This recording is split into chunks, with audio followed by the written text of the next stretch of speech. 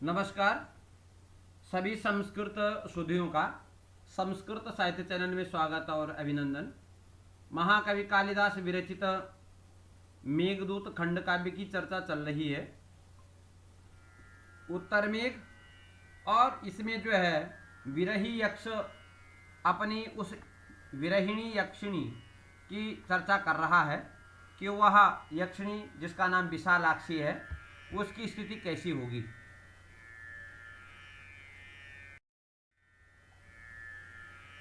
तामायुष्मन्मम च वचनादात्मनश्चोपकर्तुम्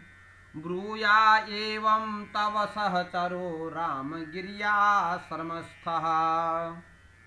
अव्यापन्नः कुशलमबलपृच्छति त्वां वियुक्तः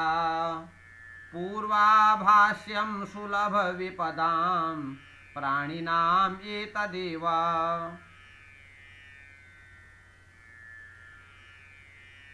यक्ष कहता है मेघ से कि हे आयुष्मान, हे चिरंजीवी,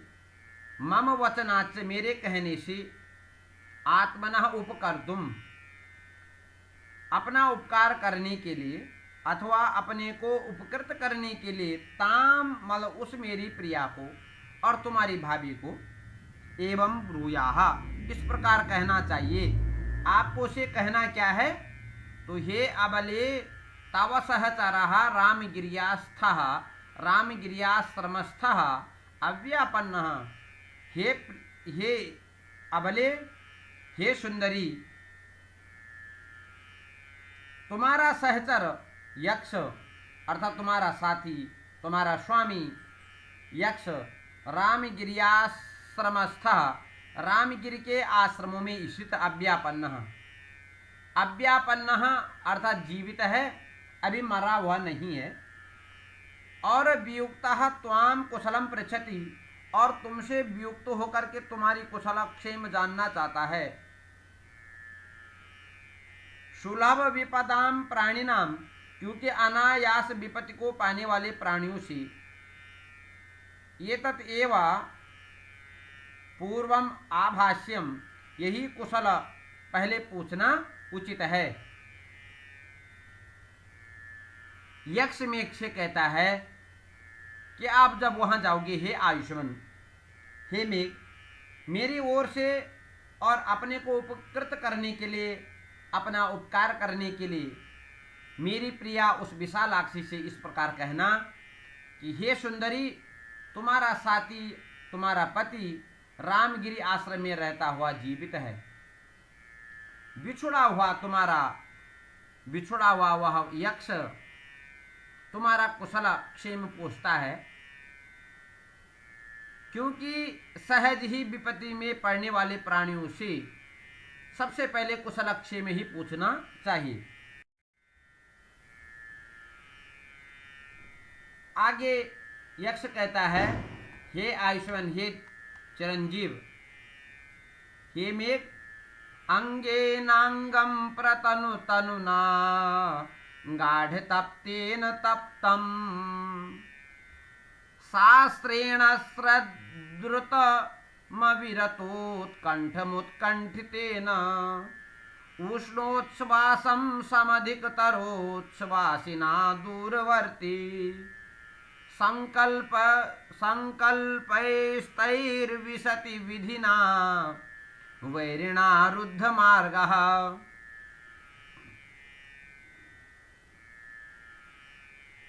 वैरिणा विधिना, हे मेघ, वैरी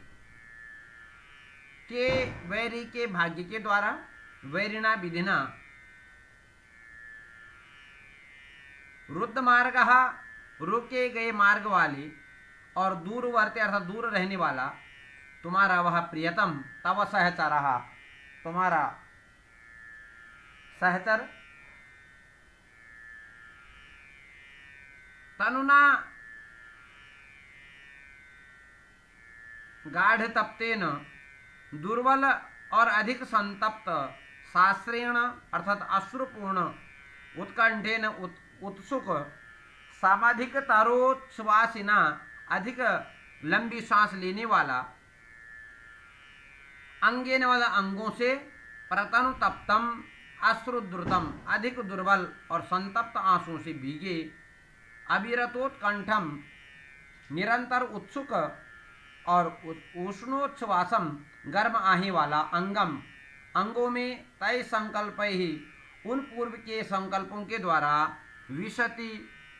प्रवेश करता अर्थात मिल जाता, लीन हो जाता है। यक्ष मेघ से कहता है कि विपरीत भाग्य द्वारा रोके गए मार्ग वाला और तुमसे दूर रहने वाला दुर्बल, अत्यंत तपे हुए, आंसुओं से युक्त, उत्कंठित, लंबे लंबे उच्छ्वासों को लेने वाले शरीर से अत्यधिक कृश,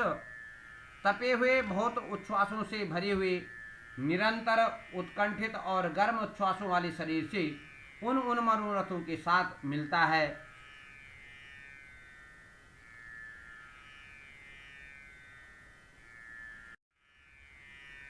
शब्दाख्येयं यदपि किल यः, शब्दाख्येयं यद्यपि किल ते यः सखीनां पुरस्तात्,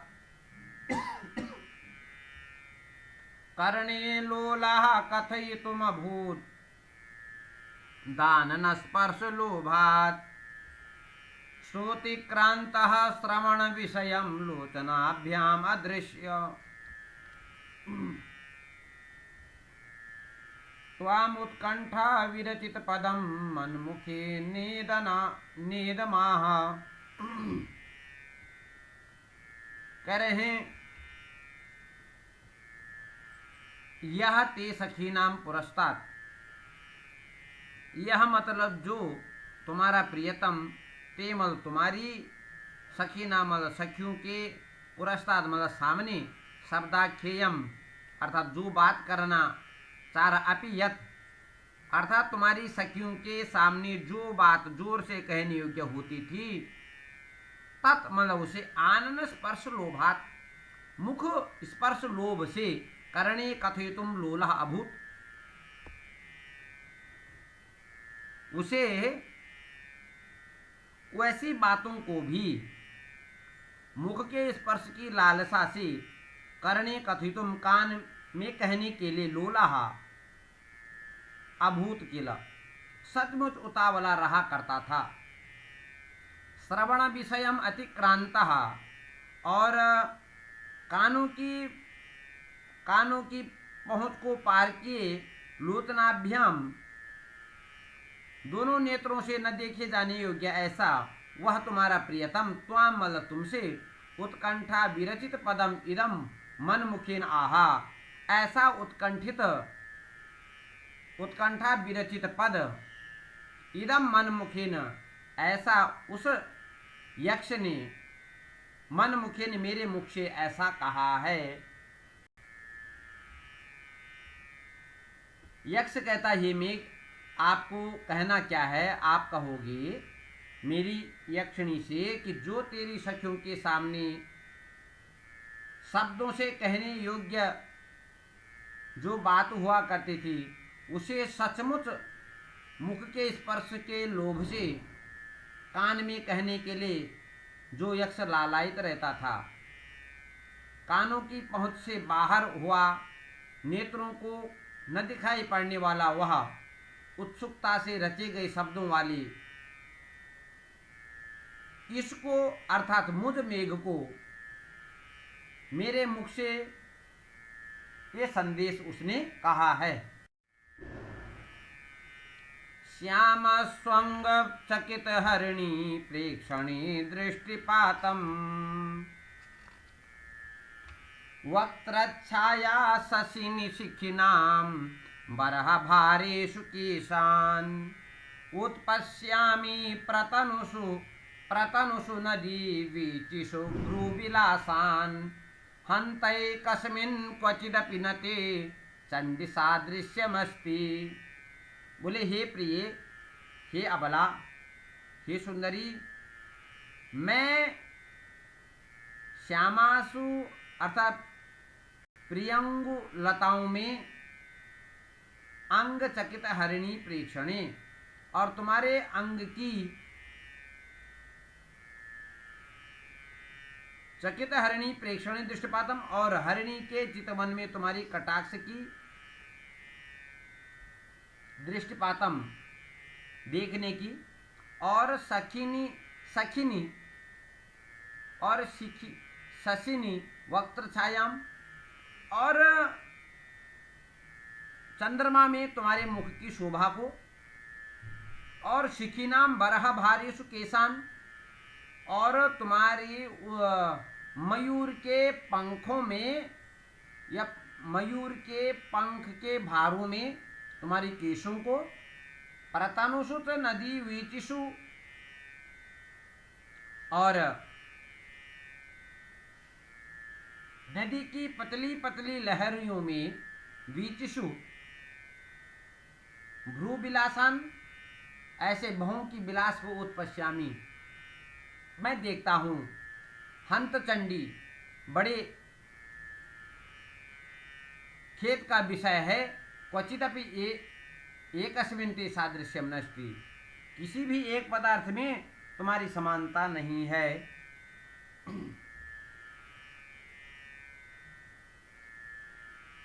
यक्ष कहता मेघ से, अपनी प्रिया को अभिलक्षित करके कि प्रियंगुलताओं में तुम्हारी शरीर की, भयभीत हरिणियों के चितवन में तुम्हारे मुख की कांति को, और मयूर के पंखों के समूह में तुम्हारे केशों को, और हल्की हल्की नरंग नदियों की तरंगों में तुम्हारे भ्रूभंगों की कल्पना किया करता हूं। खेद है कि हे कोप करने वाली, किसी भी एक में तुम्हारी समानता नहीं दिखती है।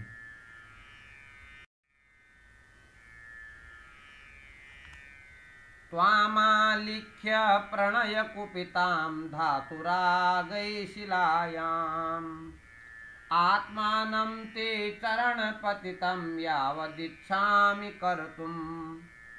अस्त्रैस्तावन्मुहुरुपचिते दृष्टिरालुप्यते मे, क्रूरः तस्मिन्नपि न सहते संगमं नौ कृतान्तः। यक्ष कहता, हे प्रिय, प्रणय कुपिताम, ऐसे प्रणय अवस्था में कुपित होने वाली, क्रोधित होने वाली, त्वामल तुम्हें धातुरागै ही, धातुओं के रंगों से, शिलायाम आलिख्या, पत्थर पर चित्रित करके, आत्मानमल अपने को, ते चरण पतितम कर्तुम इच्छामि, तुम्हारे चरण में गिरा हुआ ऐसा चित्रित करने के लिए, यावत इच्छामि, जब मैं इच्छा करता हूं, तावत बल, तभी क्या होता, मुंह उपचित अस्त्रई, बार बार उमड़े हुए आंसुओं से, मेरी दृष्टि ही आलुप्यते, मेरी दृष्टि जो है वो ढक जाती है, भर जाती है, अवरुद्ध हो जाती है। कहते हैं क्रूरः कृतांतः, ये जो कृतांत है नहीं, जो मेरा भाग्य है, बड़ा निष्ठुर है। तस्मिन अपि, उस चित्र में भी नौ संगात, हम दोनों का मिलन, उस विधि को, उस ब्रह्मा को सहन नहीं हो पाता है। यक्ष कहता है कि प्रणय में रूठी हुई तुमको गेरू रंग से पत्थर में जैसे ही चित्र करने का मैं प्रयास करता हूँ, जैसे ही मैं स्वयं को तुम्हारे चरणों में गिरा हुआ बनाना चाहता हूँ, वैसे बोले बार बार उमड़े हुए आंसुओं से मेरी दृष्टि अवरुद्ध हो जाती है। तो बोले निर्दयी, ये जो भाग्य है ये बड़ा निर्दयी है। उस चित्र में भी हम दोनों को वह मिलने नहीं देता है। त्वामालिख्य प्रणय कुपितां धातुरागे शिलायाम्, आत्मानं ते चरण पतितं यावदिच्छामि कर्तुम्, अस्त्रे तावन्मुहुरुपचिते दृष्टिरालुप्यते मे, क्रूरः तस्मिन्नपि न सहते संगमं नौ कृतान्तः। मामाकाश प्रणिहित भुजं निर्दया श्लेष हेतु, लब्धायास्ते कथमपि मया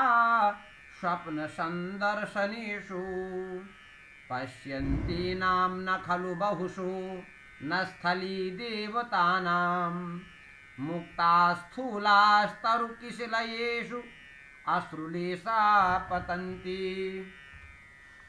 हे अबला, हे सुंदरी, स्वप्न संदर्शनेषु, स्वप्न के अनुभव में मया कथम अपि लब्धा याति, मेरे द्वारा तुम्हें किसी प्राप्त किया गया तो निर्दया श्लेष हेतु हो गाढ़ आलिंगन के निमित्त आकाश प्रणिहित भुजा मम, आकाश में फैलाई भुजाओं वाले मुझे, पश्यन्ति नाम स्थली देवतानम, देख रही वन देवियों के, मुक्ता स्थूलाहा, अश्रु मोतियों के सदृश मोटे अश्रुकण, तरु किशलयेषु, और वृक्ष की कोपलों पर बहुसा बार बार सचमुच गिरते हैं, न पतन नहीं गिरती हैं। ऐसा नहीं है, ऐसा भी होता है। कह रहे हैं स्वप्न के ज्ञान में मेरे द्वारा किसी तरह कठिनाई से प्राप्ति गई तेरे गाढ़ आलिंगन के लिए आकाश में भुजा फैलाई हुई मुझे देखती हुई वन देवियों की मोतियों की समान मोटी अश्रुओं के बूंदे वृक्षों की कपोलों पर बहुत बार बार गिरती हैं। ऐसा नहीं है, बार बार नहीं गिरते, अर्थात अवश्य गिरती हैं। भित्वा सद्यः किसलयपुटान् देवदारुद्रुमाणाम् एतत् क्षीरश्रुतिसुरभयो दक्षिणेन प्रवृत्ताः आलिङ्ग्यन्ते गुणवति मया ते तुषाराद्रिवाताः पूर्वस्पृष्टं यदि किल भवेदङ्गमेभिः तवेति। बोले देवदारु के वृक्ष को, देवदारु द्रुमाणम, देवदारु के वृक्षों को किसलया बेटपान और कमल, किसलया पुटान और पतली किसलया कोपलों की परतों को, पुटान मतलब परतों को सद्य भित्वा शीघ्र ही अलग करके तद क्षीर रश्रु अश्रु अतिसुर भया, उन देवदारु के वृक्षों के दूध के बहने के कारण सुगंधित ये तुषाराद्रिवाता, जो हिमालय की ठंडी ठंडी और आर्द्र हवाएं हैं, दक्षिणी प्रवृत्ता, दक्षिण की ओर चलती हैं। गुणवती, हे गुणवाली, ये भी यदि तव अंगम पूर्वम स्पष्टम स्पृष्टम भवेत किल, यदि इन हवाओं के द्वारा तुम्हारा अंग पहले छू लिया गया होगा, इति ऐसा मैं मानता हूँ, मया ते आलिंगनते, तो मेरे द्वारा वह हवाएं आलिंगित की जाती हैं। कह रहे हे गुणशालिनी, देवदारु वृक्षों की कपोलों की परतों को शीघ्र ही भेद कर उनके दूध के श्राव से सुगंधित जो पवन दक्षिण दिशा की ओर चलते हैं, मैं उन हिमालय पर्वत की पवनों का उनका आलिंगन करता हूँ। इसलिए आलिंगन करता हूँ कि संभवतः उन पवनों ने तेरे शरीर का पहले स्पर्श किया होगा, और ऐसा सोचकर मैं उन पवनों का आलिंगन किया करता हूँ। संक्षिप्येत क्षरण इव कथम दीर्घयामा त्रियामा सर्वावस्था स्वहरपि कथम मंद मंदा तपम स्यात् इत्थं चेतश्चटुल नयनी दुर्लभ प्रार्थनं मे गाढोष्माभिः कृतम शरणं त्वद्वियोग व्यथाभिः। कह रहे दीर्घायामा त्रियामा, लंबे पहरों वाली ऐसे त्रियामा, ऐसे रात्रि को क्षण युवा, एक ही पल के समान, कथम कैसे सांक्षिप्येन छोटी हो जाए, अच्छा छोटी कर दी जाए, सर्वावस्था और सभी दशाओं में, अहमल दिन भी, कथम कैसे मंद मंदा तपम स्यात्, और अत्यधिक हल्दी धूप वाला हो जाए। चटुल नयनी, हे सुंदर नयनों वाली, इत्थम दुर्लभ प्रार्थना में चेता, ऐसी दुर्लभ प्रार्थना ऐसे दुष्प्राप्य इच्छाओं वाला मेरा मन गाढ़ोष्मा भी, मतलब गाढ़ ऊष्मा अर्थात उग्र तप्त संताप वाले तद वियोग व्यथा भी तुम्हारे विरह के दुखों से असरणम कृतम, अनाथ बना दिया गया हूं। कह रहे हैं लंबे पहरों वाली रात्रि क्षण के समान किस प्रकार छोटी हो जाए और दिन सभी अवस्थाओं में मंद मंद धूप वाला कैसा हो। हे चंचल नेत्रों वाली, इस दुर्लभ अभिलाषा वाले मेरे मन को अतीब ताप वाली तेरे वियोग की पीड़ाओं ने अनाथ सा बना दिया है। नत्वा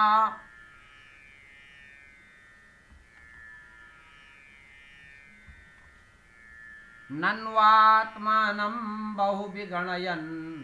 आत्मनेवावलम्बे तत्कल्याणी त्वमपि नितरां मागमाकातरत्वं कस्यात्यन्तं सुखमुपनतं दुःखमेकान्ततो वा नीचैर्गच्छत्युपरि कच्छदशा चक्रिणीमि क्रमेण। हे कल्याणी, ननु बहु विगणयन, वस्तुतः निश्चित ही बहु विगणयन बहुत विचार करता हुआ मैं आत्मान में अपने को अपने द्वारा ही अवलंबी सहारा देता हूँ, किसी प्रकार भी अपने को सहारा देता हूँ। इसलिए हे कल्याणी, हे सौभाग्यशालिनी, त्वम अपि नितराम कातरत्वम मागमः, तुम भी जो है अधिक से अधिक कातरता को प्राप्त मत करो। कस्य अत्यंतम सुखम, किसे अत्यंत सुख प्राप्त होता है, अर्थात कौन व्यक्ति संसार में ऐसा है जिसको नित्य सुख प्राप्त होता है, अथवा एकांततः दुखम, और कौन ऐसा व्यक्ति है जो नियमित रूप से दुखी होता है। उपनतम प्राप्त होता हुआ दशा, ऐसी अवस्था चक्र नियमित क्रमेण,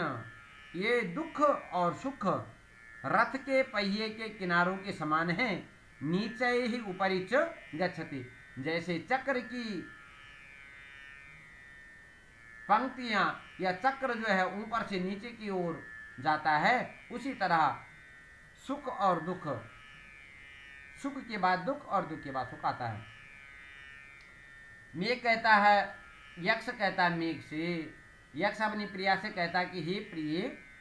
बहुत विचार करता हुआ मैं अपने आप सहारा देता हूँ, इसलिए तुम भी अधिक व्याकुल मत होना, क्योंकि हमेशा ऐसा विचार करना चाहिए लगातार सुख और लगातार दुख किसे प्राप्त होता है। सुख दुख पहिए के धार के क्रम से नीचे और ऊपर की ओर जाती रहती है लोगों की जो दशाएं हैं। सापान्तो में भुजग शयनादुत्थिते सांगपाणौ शेषान् मासान् गमय चतुरो लोचने मीलयित्वा पश्चात् आवां विरह गुणितं तं तमात्माभिलाषं निर्वेक्ष्यावह परिणत सरश्चंद्रिकासु क्षपासु। कह रहे हैं साप के अंत होने पर सारंग पाणो, सारंग पाणी बोलते भगवान विष्णु को, सारंग है जिनके हाथ में ऐसा सारंग पाणी, विष्णु का पर्यायवाची है। भुजग शयनाद, कहते हैं कि जब जो है सारंग पाणी भगवान विष्णु भुजग शयनाद, भुजग के शयन से उठ जाएंगे, उनके उठने से ही मैं यक्षः, मुझ यक्ष का सापांता, साप समाप्त हो जाएगा। और शेषान मासान लोचने मिलित्वा गमय, और जो शेष अवशिष्ट मास 4 मास रहेंगे, लोचने मिलित्वा, और उन चारों मासों में नेत्रों को मिलित्वा, मतलब उनमें मीच करके, आंखें मीच करके गमया प्राप्त चले जाएंगे। और पश्चात उसके बाद, अर्थात ये कार्तिक महीने की बात कर रहा है क्योंकि सारंगपाणी अभी देव प्रबोधिनी एकादशी आती प्राय कार्तिक माह में, और उसी को कवि कालिदास कह रहा है कि सारंग पाणव भुजग शयना दुथिते में सापांतः। जब भगवान विष्णु भुजग शयन से उठ जाएंगे, उसके बाद मेरे जो शेष चतुर्मासान, चतुरः 4 शेष मास जो रहेंगे, उनको मैं किसी तरह आंखें मीच करके बिता लूंगा। और उसके पश्चात आवाम विरह गणितम तम, उसके बाद परिणत शरद चंद्रिकासु परिपक्व शरद ज्योत्सना में क्षपासु उन रात्रियों के आवाम और तुम और मैं, विरह गणितम तम आत्मा विलासम, जो हमारे आत्मा की अभिलाषा है, ऐसे उत आत्मा की अभिलाषा को विविध अभिलाषाओं का निरवेक्षावह उपभोग करेंगे हम दोनों के दोनों। यक्ष कहता है कि भगवान विष्णु के शेषनाग रूपी सैया से उठ जाने पर मेरे साप का अंत होगा, अतः तू शेष 4 महीने आंख मीच कर बिता लेना।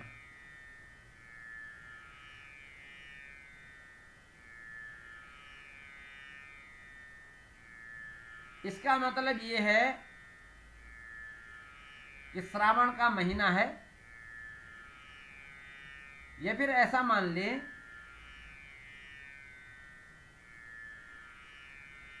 कि कार्तिक महीने में यक्ष का जो साप का अंत हो जाएगा, ऐसा मान ले। तो हम जो यदि हम साप का, यक्ष के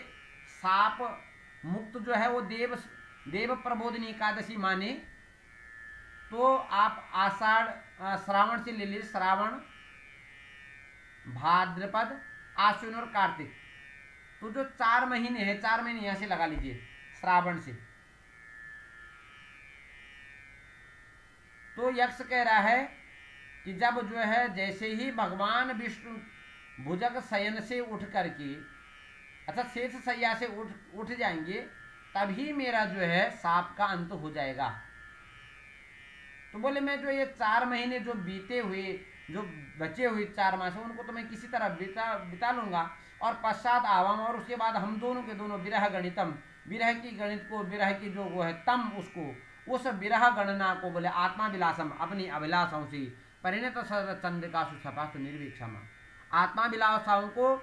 विविध अभिलाषाओं का परिणत शरद कालीन चंद्रिकाओं बोले। तब शरद ऋतु देखो, तो प्रायः जो है शरद ऋतु, शरद कालीन या शरद ऋतु की चंद्रिका की रात्रियों में हम दोनों उसको, रात्रि में हम दोनों साथ रहेंगे, अर्थात रात्रियों को हम बिताएंगे। इस प्रकार जो है यक्ष का संदेश आपने देख लिया होगा कि यक्ष अभी रामगिरी आश्रम में है, और महीना आपका जो है श्रावण का महीना है, और वो कह रहा है कि जो है मेरे 4 मास शेष बचे हुए हैं। और यहाँ तक जो है आज हमने चर्चा की 41वें श्लोक से लेकर के